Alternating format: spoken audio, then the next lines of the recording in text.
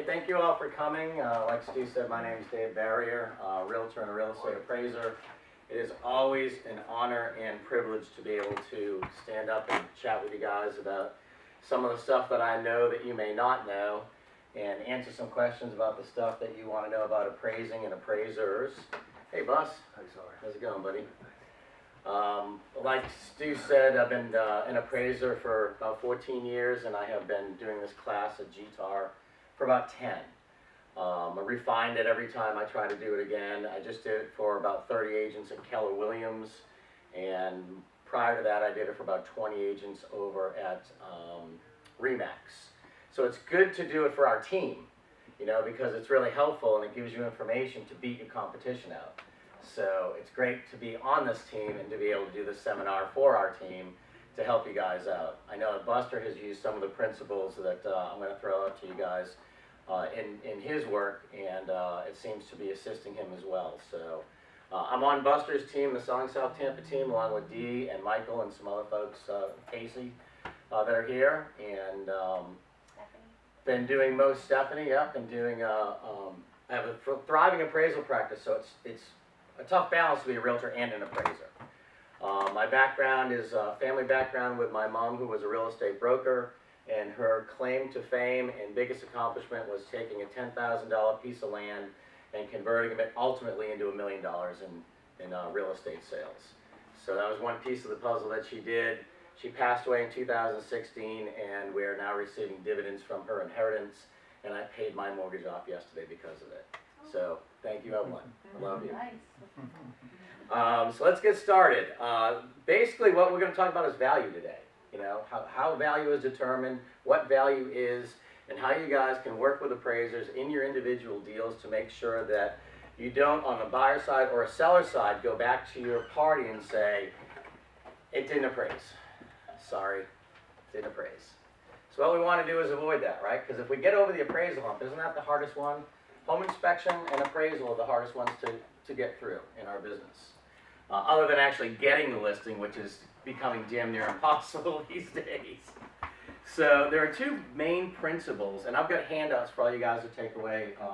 So you really don't have to take any notes if you don't want to. All this is written down here. There are two main principles to establishing value. The first principle is called the principle of substitution. Substitution means that in any given piece of property, product, service, or whatever it may be, we are always going to try to find the lowest price if it is a comparable item. Okay, so if we've got a bottle of water here for $5 and a bottle of water here for $3, it's a bottle of water, right? We're going, okay, it's a bottle of water. It's the same size, it's still water, whether it's from Zephyr Hills or whether it's from the Grand Canyon. It's a bottle of water. So that's what took Walmart to fame. I mean, Walmart is discount pricing, and Walmart is successful because of discount pricing.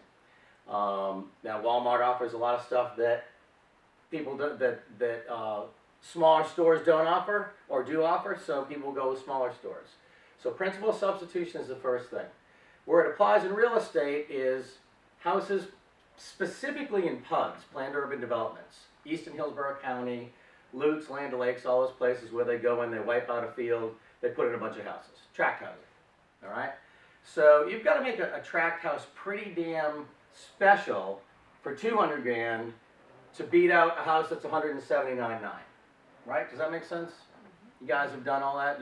You've sold houses there. Pretty much when you're selling houses there, when you're selling new construction, there's going to be some really good predominant features to make that buyer go, you know what, I'll pay an extra 10 grand or an extra 15 grand. So that's where it comes into play there. The second, I'll grab a little bit of water here. The second principle is highest and best use. Everyone knows what that is, right? If you don't, raise your hand. Cool, no one raised their hand. It's always good. Highest and best use. Do you know what the four principles of highest and best use are? Anybody? Okay. Highest and best use is based on four things, and it's specific to land, right? Because God doesn't make any more land. Land is land is land is land. So what we have to do is we have to use the land the highest and best way possible. The first thing we look at is legally permissible. Is it zoned to do what we want to do with it, right? So if you're doing a piece of real estate and you pull it up and it's zoned commercial, but there's a house on it, what's the highest and best use for that land? Thank you, commercial. It's zoned commercial, right? Or if you're pulling up, we see a lot of RM16s, that zoning. You know what that zoning is? Residential multifamily, okay? So we see a lot of single family stuff on residential multifamily. Well, the question is, can that house be torn down and can we put 4 townhouses? Yes. Better, highest, and best use, right? You're gonna make more money, the owner's gonna make more money, everyone's gonna make more money, okay? So zoning is one thing. Now, the thing that's cool about legally permissible is it can change. It can either be established and in use and in play right now, or it can change. You can apply for permitting to change your zoning status to whatever, provided that you meet the other 3 criteria. The second is physically possible. All right, are you physically able to build what you want to build based on the size of the lot? All right, so if you've got a 5,000 square foot house, a lot, you can't put a 10,000 square foot house on it, right? So it's got to be able to fit, right? The third one is, what to do? Physically possible, legally permissible, maximum profitability. That's what you're attempting to do, is maintain your maximum profitability for the developer, for the owner, for you, for anyone who's going to own that land. You want to get the most money you can out of that piece of land.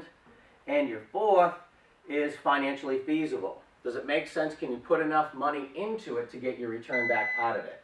So if it costs you too much money to build what you think you should build on there, and you can't sell it for that amount of money, you're upside down. So those are the 4 principles of highest and best use. So there's your basics of value of real estate. So how do appraisers do and approach and figure out how we're going to establish that using those 2 principles? We use 3 principles to establish it: the cost approach, the income approach, and the sales comparison approach. Anyone familiar with any of those? Anyone ever read an appraisal report? Okay, hopefully everyone in this room has read appraisal reports. So you're most familiar, I'm sure, with the sales comparison approach. That is pulling comparable sales, we stick them in a grid, we make our adjustments, and we come up with a basis of value based on that decision, okay? That's what lenders want. That's what you guys want. That's pretty much what everyone wants for the majority of real estate transactions, is a sales comparison approach. Pulling comps, looking at it, analyzing it, and saying, okay, if this person would buy this house, they'd buy this house. If they'd buy this house, they'd buy this house, all right? What we're going to talk about in the sales comparison approach is what we're going to delve into the most during this little time together, because that's what you use the most. The other approach is on page 2. It's a big square box on the top of page 2 called the cost approach. Most people don't really care about it. Lenders do, because they want to know the value of the land, all right? The cost approach, however, will affect you guys if you're dealing with folks who are doing renovations. And I don't know if you know this, but there's an ordinance in Hillsborough County and the city of Tampa that doesn't allow, we call it the 50% rule. What it means is, let's say your buyer buys a house for 100 grand and they want to do 100,000 in renovations, okay? They can't do it. They can only do 50,000 in renovations because Hillsborough County and the city of Tampa will only allow 50%. So that's a good thing to know with your investors, if you work with investors, because they need to bring in an appraiser in and say, okay, and it's based on assessed value. So Hillsborough County says it's worth 100, we can only put 50 into it. Sometimes, if the investor wants to put a chunk of money into it, then we have to go back and readdress it twice, which is typically going to take about an extra year or so in order for the market to appreciate and to be able to pull additional comps. The way that we do that, though, is we don't do it, we do it with a cost approach called the Marshall and Swift cost approach. Anyone ever hear of it? Marshall and Swift is basically doing the math of every component of the house itself. Driveway, porch, patios, walls, ceilings, framing. We break every single component out of the cost, out of the structure itself, and any improvements that contribute back. Pool, for example. Break all that stuff out, do all that math, don't put any lot value in because the city of Tampa or Hillsborough County doesn't care about the lot value. They just want to know about the structure. And then we say, okay, it's worth, you say it's worth 100,000, I'm saying it's worth 150, which means now my guy can put 100 grand back into it. And those go down, the buyer or the owner takes that down to the Hillsborough County property appraiser site and says, here's the appraisal. This is how much I can put into it, and they stamp it. They go over to building department and say, here's the appraisal, then stamped off. Now we can put money into it. So you may run across that in your travels. I do about 5 to 8 of those a year, mostly in South Tampa because that's where you see a lot of renovations, but also in Seminole Heights. So if you have investors, then you may want to consider that thought process. The income approach is the third approach to value that we use. And does anyone want to give a guess as to why the income approach is relevant? You guys are a quiet crowd, man. You're a tough house. Income. Who cares about income? Rental. Michael? Rental property. Thank you. Rental property. Investors, right? Investors don't care how much it costs. They only care about how much money they're going to make on it. Hey. Hello. Come on in, grab a seat. I'm Dave. Hi Dave, I'm Louise. Nice to meet you, Louise. So investors only care about how much money they're going to make. They don't care about how much it costs to buy it, provided that they've got the resources to buy it. They don't care about sales comparison approach. They don't care about comps because they're not dealing with comps. All they want to know is how much money I'm going to make. Any idea what a good amount of money to make on a property is? 33%. Ooh, that's a good one. Oh no? Yeah. The income approach is based on what we call a capitalization rate, or a cap rate. Cap rates are based on the stock market. It goes all the way back to the beginnings of the stock market. What is your return on the investment? A good return on an investment in the stock market or in real estate, because those are the primary ways that investors make money, is 15%. If you're making 10, you're okay. If you're making 15, it's all thumbs up. If you're making anything above 15% on your return, whether that's rent, or whether it's buying and flipping, or buying, holding, and then flipping, 15% by the time you walk away, you've done great. So that number in your own mind for any of your own investments, whether you're putting money into IRAs, or you put money in the stock market, or you put money in the bank, which you make 0.5% on a savings account, that's what you need to think for your future. In your retirement is how can I make anywhere from 10 to 15% on the money I'm earning to keep me supported in my retirement. That's called a cap rate. So those are your 3 fundamental approaches to how an appraiser determines value of a property. So where is the price per square foot? Where is that approach? Because that's what y'all use, right? Well, there isn't one. That's because price per square foot is not an approach to value. We don't even consider price per square foot. Don't even think about it. At the end of the day, when I'm finishing up an appraisal report, I've got a little summary and how I explain, okay, this is how I determine my approach to value, and this is my thought process. And I'll say, well, the subject is bracketed by all the comparable sales in living area, in bedroom count, in bath count, in amenities, and by the way, price per square foot. But it really is not even a concept in our brain. Any guesses as to why it's not relevant to an appraiser? Maybe because some homes are updated and others are a little older and they're not updated. So even Pretty good, yeah. Anything else? Any other guesses? Anybody? Internal obsolescence. External obsolescence. Well, Charlie's dad was talking about internal, like non-functional space, basically. Functional obsolescence, absolutely, yep. Functional obsolescence would be one of them.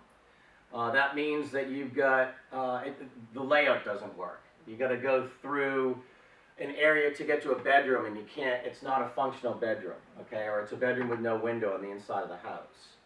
Most importantly, what it doesn't take into effect is location and view and lot size, which are 3 major things, right?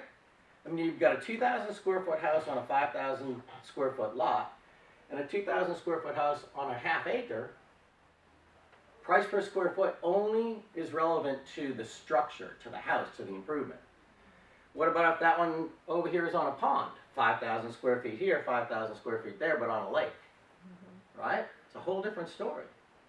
So that's why price per square foot doesn't work. Unfortunately, it's all you guys have to go on. You know, you certainly don't want to take 4 years worth of training and all the crap that we had to go through to become appraisers to try to figure out a different evaluation method. So price per square foot is what you guys got to go on. So what we're going to do is we're going to work on how you can use your price per square foot method, plus do the stuff that we're adding in, again, to make sure that you don't look at your buyer or your seller and go, I'm sorry, it didn't appraise. Any questions? You guys are so quiet. All right.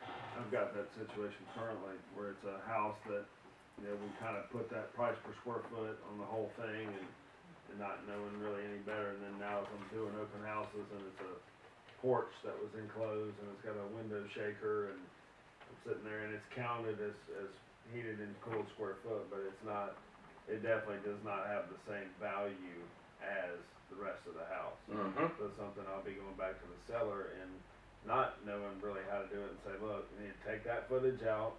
Here's what the price per square foot would be on the real square footage, and that porch is maybe worth about 15 grand. And then here's really where it should be versus my first miscalculation. Becomes contributory value Yeah. to the main structure. Right. Yep. So if you want to kind of understand an appraiser's point of view, first and foremost, we're not trying to kill your deal. We're really not. And a lot of you guys think, appraisers hate us. They do. And by the way, there are some mean appraisers. They do hate us. You know, they really are. There's some mean appraisers, and there's bad appraisers. They're all pretty much assholes. Except for Dave. All right, now we're getting some life in the room.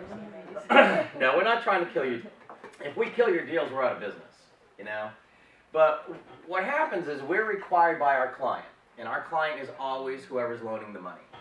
So we'll just call it the bank.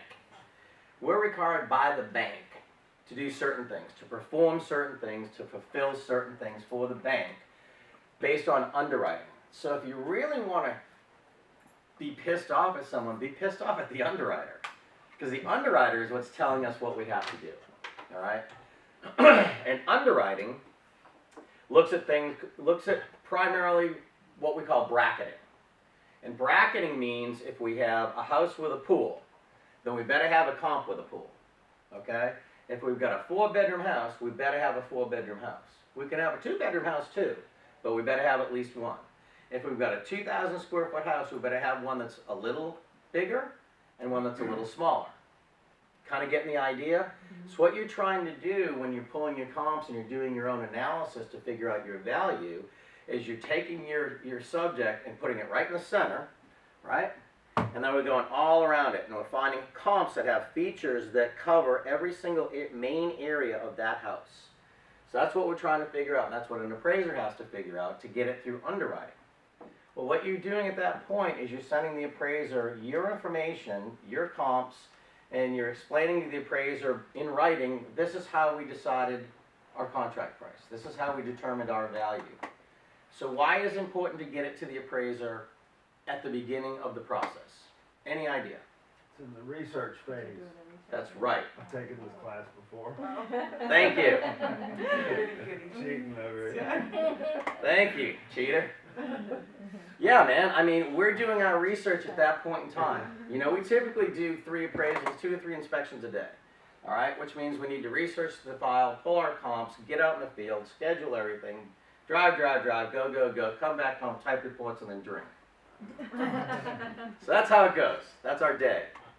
Well, if I've got your information, you send me your comps, all right? I pull them up and I'm doing my research. I've just pulled up MLS. We're working in the same MLS system. We're doing the same thing. We're looking up the same comps in the same neighborhood. And I look at your comps and I go, 816 South Sheridan Avenue. And I'm looking at MLS and like, that looks like a decent comp. And then I see another one. I'm like, well, that's not a decent comp, or that's not a decent comp, but that one is. So what you're doing is you're giving me a little bit of a head start. You're saying, these are the comps I pulled, this is why I pulled them, just take a look at them. If you give them to me when I get to the house, what's the problem in that? You've already done it. I already got my comps. At that point, I'm ready to go. You know, there's a joke in the industry that has been a long-running joke, know before you go. I mean, we basically know before we ever leave our office, these guys are screwed, or hey, this deal will fly. You know? And unless we get to the site, and all of a sudden there's something magnificent that wasn't shown in the MLS photos, you didn't tell us about, we pretty much know where we're going to be at. And it's very rare that we will call you and say, hey, before I get out there, I just want to let you know your value isn't supported. I've done it for some realtors because I know a lot of realtors in South Tampa. I do a lot of work in South Tampa, a lot of work in Seminole Heights. And if I know the realtor well, then I'll call and say, hey, Buster, dude, I'm coming out to do this deal, and there's comps don't support it. You know, you're about 10 grand below what I'm seeing. Please provide me with some comps to help me support your contract price, or this deal isn't going to fly. Now, that's not illegal by any means. It's just not what many appraisers do. So that's why you want to get your homework done up front. Get me the information, or your appraiser the information up front, so we can review it. By the time I get there, it's too late. Oh, and try to set your inspections and stuff in non-drive time, because we hate rush hour traffic. We're very selfish that way. I said it whenever the appraiser says it's good for him. That's when I said it. All right. When the appraiser's at the inspection, everyone's got their own method of doing the inspection. Typically, what I recommend you do, you know, meet the appraiser, say hello, swap business cards. Always give me a business card, you know, because we want to keep that relationship going. Swap business cards. Ask them, do you have any questions? Anything I can help you with? Nope, I got it. Okay, great. Some appraisers like to measure the house first. Some appraisers like to take pictures first. Some measure and take pictures at the same time. What we always want to do, always, is say to the appraiser, when is a good time before you leave for us to just chat a little bit about the house? Some may go, well, let's do it now. Some may go, well, let me go ahead and get my inspection out of the way, and we'll sit down and talk, and I'll go over all the features. My particular process is I put everything on a tablet, and I'll go around and shoot my photos and measure the house and make all of my notes, and then I'll sit down with the realtor and say, okay, this is what I see we've got. We've got a one-story concrete block house with a composition asphalt roof, new double-hung aluminum windows. We've got brick fascia. We have new flooring with tile and carpet. We've got new granite kitchen counters, new bathroom, new this, new that, da-da-da-da-da. What did I miss? And then you can go, well, you missed this, this, this, this, and this. A great thing to do if you're working with flippers or anybody who's doing any improvements on a house that can be missed by an appraiser, do a spreadsheet. Either in Word or Excel. Excel's probably easier because you can itemize stuff, put a dollar amount to it, and have it total out at the end. How much money do you allot for upgrades? Because I mean, I know there's a percentage. I was told that it's not a lot, depending on the luxury or the, you know, the home. Well, kitchens and baths get the most return on money. You get about 75% back on kitchens and baths. But it's not as much a line item as it is an overall condition rating. You know, that's what they've changed the last 10 years for us, is doing much more of a specific overall condition rating. And it's basically in C's. C1, 2, 3, 4, 5, 6. C1 is brand new, never been lived in.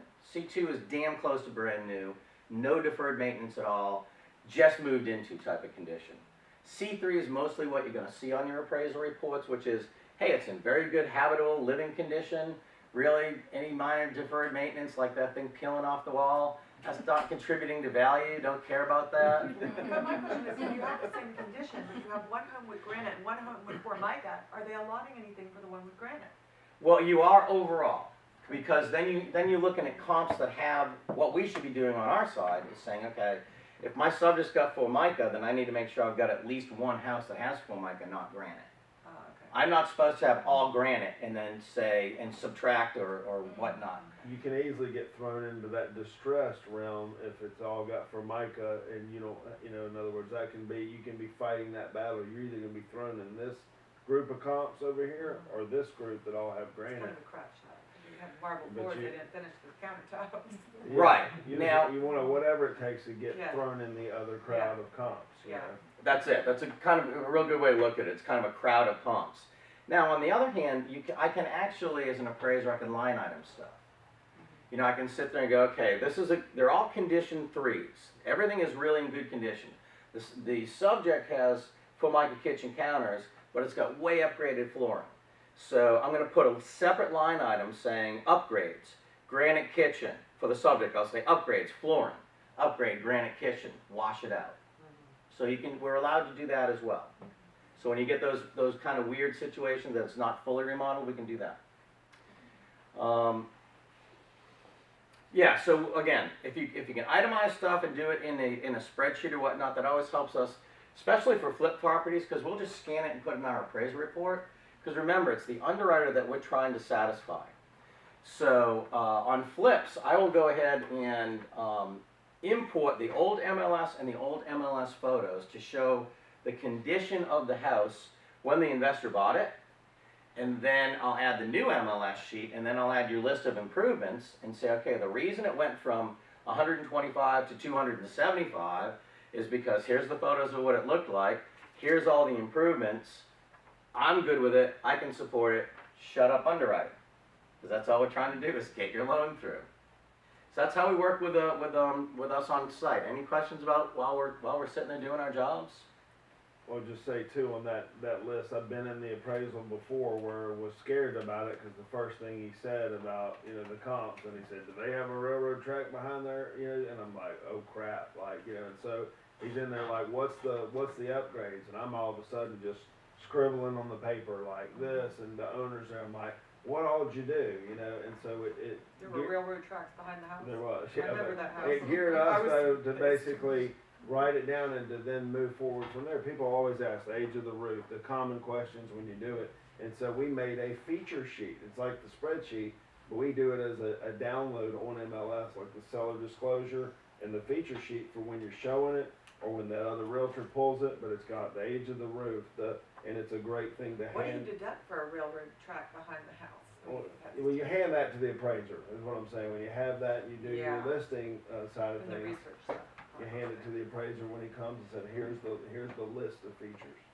To answer your question, was it you? That was me. What's that? You're not I saying have anything, a are you? External obsolescence. Okay. Okay. That's a major factor. It's a location issue. All right. So when we start doing our research, we look at the subject, we pull up plat maps. It's like, damn, this is it's on Price, 3 houses removed from the railroad tracks. Okay. I have to find comps that have external obsolescence that is similar. That is a huge red flag. Location, right? Back to basic principles of real estate. So that's more of an issue that we tackle right up front. I mean, that's like the main issue that we tackle as soon as it starts, So as realtors also, if you've got a house that's got external obsolescence, it's 2 houses removed from Manhattan or Dale Mabry, or it's behind Walmart, it's by a railroad track, which we have to deal with that stuff all the time, Make sure you've got at least 1 or 2 comps that you've pulled, and even point it out to the appraiser when you send it over to me, even if it's a handwritten note. Hey, this has external obsolescence like the subject. You do something like that, the appraiser's going to go, whoa, this person really knows what the hell they're doing. I mean, they're literally pointing out one of the major factors that I'm going to look at that most realtors don't. I mean, I actually had a realtor go, well, I like listening to the railroad.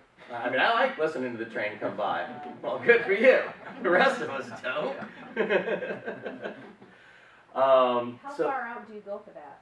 you can go, we can go, the preferred is 6 months, a mile, and 25% of any range of adjustment that we have to do on the property. But I can go as far out and as far back as I need to figure out the analysis. It just the analysis gets more complex. Mm-hmm. Yeah. So you're having to adjust for years going by, or Yes, I mean, sometimes we have to do regression analysis, sometimes I'll have to go back 2 or 3 years to pull a comp to satisfy underwriting, and then say, okay, the market has appreciated 8% over the last 3 years, and I have to factor that in as a time adjustment, Okay. just to get that comp. Weird houses, dome houses, log houses, stuff that like 2,000 square foot, 1-bedroom house, just weird stuff. Yeah, I can go back out or as far back or whatever I need. And let's talk about the most important thing, supporting your contract price, because that's why we're here, right? Again, it all goes back to the lender making a decision to make a loan on the property. Okay, it's nothing to do with you, it's nothing to do with the seller, it's nothing to do with the buyer. The underwriter doesn't care, the appraiser doesn't care. To us, it's all based on, is it worth it to make a loan on? Because that's what the client is doing for us. So these are specific things that we can do as realtors to do it. First of all, we always think of who's going to buy the house. An appraiser always thinks about who's going to buy the house. Not that there's all these houses out here. It's who's walking through the door and says, you know what? Her house is very similar to his house, and your house is way different, and your house is way different. So as a buyer, I'm going, nah, I don't like your houses, but I like the 2 of yours. Those are the best comps. What's it look like from the front? Is it a bungalow? What's the elevation? Is it a bungalow? Is it a 2-story? Is it a 1-story? Is it a ranch? Is it on a lake? Is it not on a lake? Is it on Hillsborough River, which, by the way, are the most difficult houses to appraise because there's never any comps, and they're always weird. Always weird. Lot sizes on Hillsborough River and waterfront properties. I typically have to pull plat maps and measure odd-shaped lots to determine value of land and water frontage. How much water frontage is out there? Davis Island, big thing. 80-foot waterfront, 150-foot waterfront. Big difference, big adjustments, all right? So who's gonna buy the house? That's the first thing you guys should be thinking about for comparable sales. All right, if you've got a bungalow house, make sure you got bungalow comps, or at least a couple of them. Again, you don't have to have them all the same. You got a bracket. So think that way. Who's gonna buy the house? Who's gonna walk through the door? Think about the entire market that's competing with the subject and not just the hat-pick comps that you're trying to pull to support your contract price. Okay, again, it goes back to the principle of substitution. If you're out there shopping, you're typically shopping a market, and then you narrow it down to what you want. So have that in mind when you're doing your initial comp search. Include comps, again, that bracket the contract price above and below. If you've got a $200,000 sale, you better have sales that are above 200 grand. Not price per square foot. This is where you guys ultimately get screwed when you try to go back and combat an appraisal and say it's a bad appraisal. Well, my price per square foot is $200 a square foot, and you know, this house is 220 and it's smaller. Well, the reason that it's 220 and it's smaller is because smaller houses are a higher price per square foot. Almost always. The smaller the house, the higher the price per square foot in any given neighborhood. So don't think price per square foot. This is the most important thing you can probably take away from this seminar is find comps that are above your contract price. You can have some that are below because we can adjust as well. But if you don't have comps that are above your contract price, then why are we saying that your house is the highest valued house in the market? And if it is the highest valued house in the market, congratulations, you've done a great job. And we better figure out how to get it supported or someone's going to come to the table with cash. Chad? Do you look at neighborhoods? For example, you know, say the house that you're looking at is in a subdivision, and you know they want $600,000 for it. There's no other homes in that subdivision that have ever sold for $600,000. However, in a neighborhood adjacent to it, there are homes that have sold for $600,000. What's your thought process on looking outside of neighborhoods? Yeah. The first thought process is, why aren't there any houses that sold for 600 grand here? Right? What's the problem here versus why are these selling for 600 here? Okay. Okay? So it's not, you definitely have that thought process. It's just for you, it's not a blind radius. Mm-mm. Okay. Well, we look at the whole market. Right. We look at the whole market. But yeah, I mean, that's a red flag, that's a bleeding, hey, how come things are going lower here and higher here, and they appear to be similar, you know? Riverview, for example, good comps, good thing to think about there. So why are the values lower in this neighborhood versus this neighborhood? Then you gotta do a pretty good long analysis, because the last thing we wanna do is turn around and say, well, I know that no houses have sold over here in ABC community for 600, and a ton of them sold in XYZ, and I'm just going to use all XYZ, and underwriter's going to go, what are you, crazy? There's comps right over here in ABC that don't support your value. So again, that's what we have to do, is support that value to underwriting. What do you allot for garages? Like if you're comparable, doesn't have a garage, and then you're looking outside in the area, and then everything else has garages. And Line items. The line item thing. Yeah. Yeah. So how much money do you lot for? I know a pool's like 15, right? Not necessarily. Okay. Not necessarily. People ask me that all the time. It's like, you know, can you give me a sheet that says The a deductible. bedroom's worth this, a pool's worth this, a garage is worth this? It really, believe it or not, it does change. And what we do there is called paired sales analysis. You try to take at least 10 houses with pools, 10 houses without pools that are reasonably similar in everything else. Similar in size, similar in bedroom and bath count, similar in garage style, and you isolate that item. And you say, okay, I've looked at 10 yes, 10 with, 10 without, come up with the math there. Oh, That's how you end up doing it. And believe it or not, there are values to things in some neighborhoods that are not valuable at all in other neighborhoods. For example, 5-bedroom house in, let's say South Tampa. A 5-bedroom house in South Tampa, the 5th bedroom is worth way less than a 5th bedroom in Town and Country. Why is that? because there's no homes in town and country. Very few that have 5 bedrooms. Right, and there's big families. Mhm. There's families that live together. Mom lives with you, you know? Dad lives with you still. We slap an extra kitchen in illegally, now we got a little mother-in-law suite. So, pools, there are communities that pools just aren't that important. I mean, pools are not as important in South Tampa as they are in New Tampa. New Tampa, everyone's got a pool, you know? So the buyers, when they're going around, they're like, well, of course I'm gonna get a house with a pool. Everyone's got a pool. Whereas down here in South Tampa, it's like, you know, I really don't care. Garages. Big thing in certain areas that don't have storage. Garages, the value of garages in South Tampa, Seminole Heights, are much higher than they are in Riverview. You know, everyone's got garages, everyone's got that extra storage space. What are we looking for in South Tampa? Bigger closets, bigger storage space, a place to put our stuff. So I may adjust $5,000 for a garage bay in Riverview for like a 2 versus a 3. In South Tampa, I may adjust $15,000 for a garage bay. So it is very much isolated to neighborhoods. Great question. A couple other things to try to take care of. I told you about finding comps that bracket your gross living area, your bedroom and bath count, if you've got a pool, if you don't have a pool, if you've got a garage, if you don't have a garage. Find all those things. Make sure your comps bracket the features of your subject. The president of GTAR, broker, not an agent, broker, president of GTAR.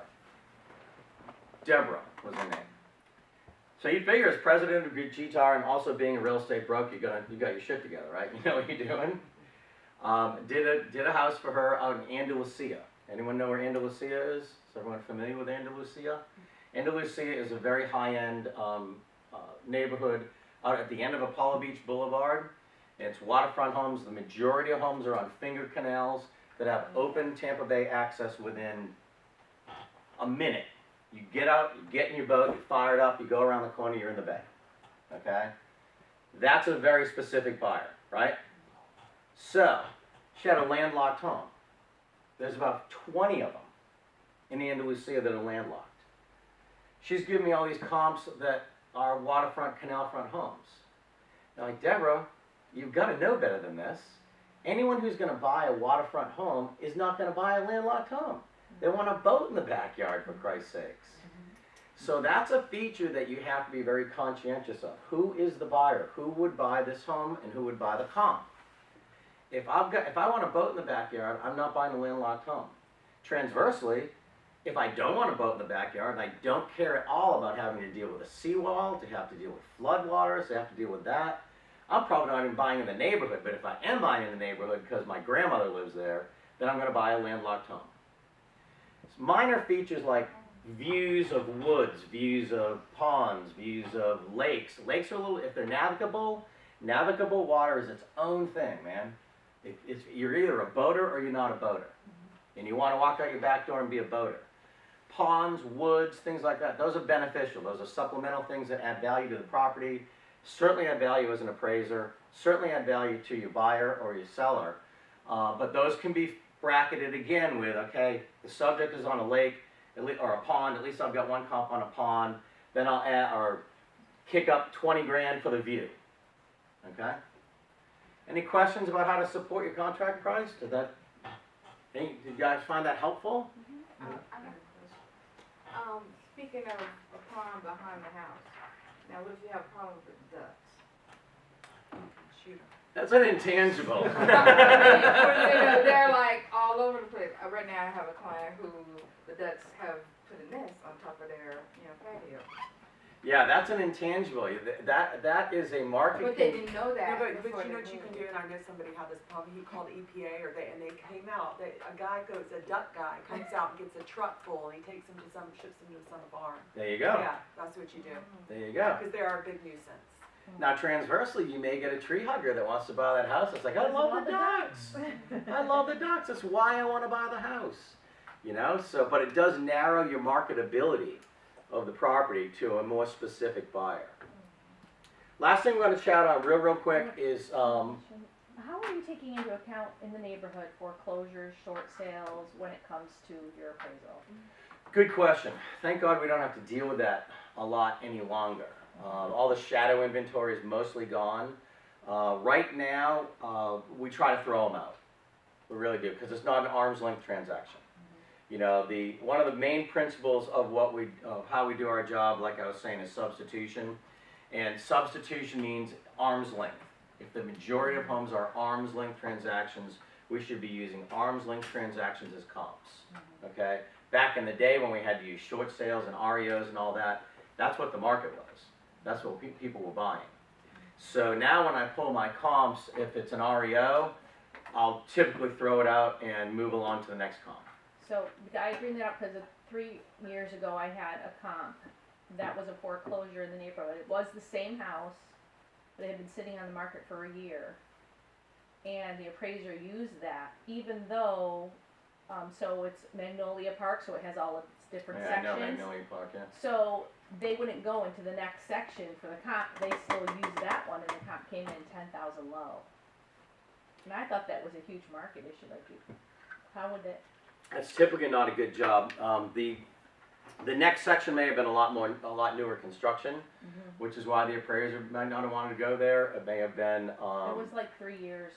3 years difference. 3 years difference, which I didn't think Yeah, it's not too was bad. a big deal.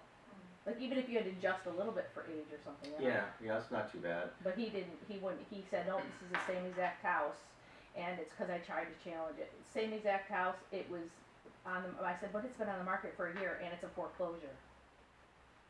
And were there And a lot of and I had- foreclosures in the I had neighborhood four- or no? No, and I had I had 4 offers on the house the very first day at the asking price. Yeah, that's probably not a good job on the appraiser's part. If you're dealing, because we can't adjust, unfortunately, lenders will not let us adjust for that type of condition. If it's an REO or a short sale versus an arm's length, they won't let us adjust for it. The question becomes a validity issue. Why did you use that comp in the first place?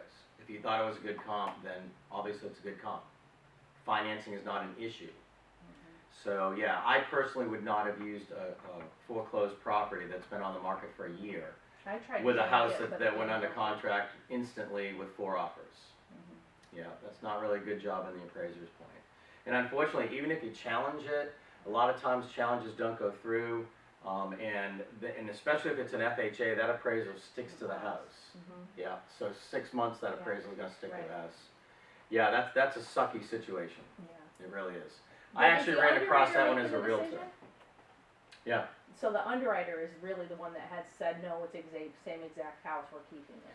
Well, the underwriter went back to the appraiser and said, well, you're the one that chose the house, you're the one that put it in the appraisal report. You know you can't You're the adjust for, professional. you know you can't adjust for financing conditions, Who so, was an FHA? FHA, yeah, 'cause FHA's 6 months. yeah. So they're gonna say the appraiser's the professional and did their professional job and like Right. it was their professional opinion to use that as a comp. So they're gonna go back to the appraiser and just say, you did your job right. Like we're paying you to do your job the right way, and That's that's what's gonna happen.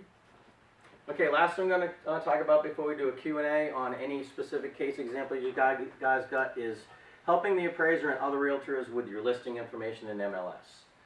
We all rely on this stuff, guys. You know, we all rely on the accuracy of what we see in MLS. That's why typically you don't see appraisers use houses as comps that were not in MLS. We try not to use sale by owner houses. We try not to use FSBOs. Because if we can find houses in MLS, we can look at the photos, we can look at the condition. We trust that you're a professional, that you guys have done your job and input stuff correctly. That's what we go on. Unfortunately, people tend to get sloppy when they're putting stuff in MLS, and it boggles my mind why you do that. I mean, you work your ass off to get a listing, right? And the last thing you should do is not have an excellent MLS sheet to go along with that listing and excellent photos. Always get professional photos. Don't go out there with your cell phone, with your camera. Always, it's like $100, $125. You know, get professional photos. Let the photographer do their job, and make sure that you always shoot things that you think are going to contribute to value. If it's got a killer gazebo in the back, or an outdoor kitchen, or a pool package or something, always make sure you get photos of that stuff, because that contributes to value, and that's one of the the wow factor. Buyer walks out in the backyard and goes, wow, look at this killer deck and multi-level deck and patio and gazebo, and so get photos of all that stuff. Photos. I think we're allowed like 27, aren't we? 25. 25? Use them all. Use all 25. Certainly get professional You want me to photos. bring it here or just leave it I'm up there? finishing right now. Double check the actual heated living area with public records. MLS does not always import that correctly. So you guys think it imports correctly, but it doesn't. So check your county. Real lists sometimes can be different than county records.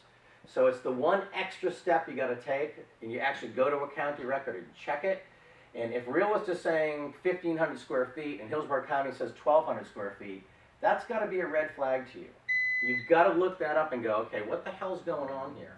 Why is it 300 square foot difference in such a small house? It could be Hillsborough County's wrong, it could be Real List is wrong, it could be both are wrong. If you went in doubt, call an appraiser and say, listen, I need this house measured. We'll do it for $100. We'll come out and measure it, and then you can, in the MLS listing, when it says heated square footage, source, put appraisal. That way everyone knows, okay, someone physically measured this house. We know exactly what's going on. It comes up also with houses that have got 2-story foyers and 2-story knockouts with balconies that go around, and you walk and you're looking down in the living room area. Hillsborough County screws that up all the time. They just measure it from the outside. So that can be a difference of, 400 or 500 square feet on a 3,000 square foot property. So definitely double check your GLA. Big one that we see. Bed and bath counts on the top of your listing. If it's a 3-bedroom, 2-bath, but it's got a guest house that's a 1-bedroom, 1-bath, don't make it a 4-3, please. It's not a 4-3. It's a 3-bedroom, 2-bath with a 1-bedroom, 1-bath guest accessory unit is what we call it. It's an accessory unit. It's separate. What makes an accessory unit an accessory unit is I'm here and I'm all nice and cool in the air conditioning, and then I got to walk outside in the heated sun to go open another door to get in the nice cool air. So if it's attached and you can stay cool by getting back and forth, then it's part of the house. If you got to go outside or go through a garage or go through any area that's not heated or cooled, it's an accessory unit. Now a lot of you guys like to make sure to get your price per square foot higher, that you want to add all that living area in up top, which calculates your price per square foot. Okay? We're cool with that. Even though it's wrong, we're cool with that because we understand the methodology behind it. However, in your realtor remarks or your remarks about the house, state it right up front. Okay? Keep your bedroom and bath count correct. Add the living area of the guest house if you want to, and say Where do you got that? Total square footage. total square footage. Oh, I know, but I'm saying the extra bedroom, if it's a mother-in-law suite, the In- 1-1. in the if it's a description. 1-1. And you In the describe it. description. Yeah. Oh, I thought there was an extra drop down. No, No, there isn't. no Yeah, you one just else. describe it. You say that, the house is Yeah. comprised of a 3-bedroom, 2-bath main house, approximately 1,500 square feet with a 400 square foot 1-bedroom, 1-bath guest house. See, I had this happen in Beach Park, and I had that same thing, and I did it the wrong way with the 4-bedroom, 3-bath. The appraiser appraised it $125,000 less. This bank allowed us to get a second appraisal, and it appraised out for $25,000 more. Is that crazy? Yeah. I mean, Yeah, it was in Beach Park, but I was like, so, yeah, I did it the wrong way, and the first appraiser just didn't like it. Yeah. He was having a bad day. yeah. That is a big, big, big irritant. Mm-hmm. A big irritant of you guys trying to make it all one house, because it isn't. It's not what it is. So please, that's going to be a biggie. What about with the garages? Because I do notice, like, I have a house with separate garages, and in our neighborhood, they don't value the same as the houses with the garages attached. Detached versus Detached, attached. I've never seen that. I always value them pretty much the same because it's the same functional space. You know, it's not mandatory that you walk from a door in the house to the garage. I've never seen a market reaction on that one. Somebody may value that differently though. Like somebody be like, oh yeah, I don't have to get wet if I want to go walk out to my car. Yeah, probably a marketability issue, Yeah. but a functionality issue, No I difference. mean, it's debatable. I mean, I could see like the other side of the argument where they would say, yeah, I have to get wet to go to my car. Like, I would pay more money to not get wet to go to my car. Right. You know what I'm saying? Like, I could see like the value of it there. The thing I mean, is, that's, like, obviously most super people don't park the specific. car in the garage. Mhm. You know, most people use the garage for storage space.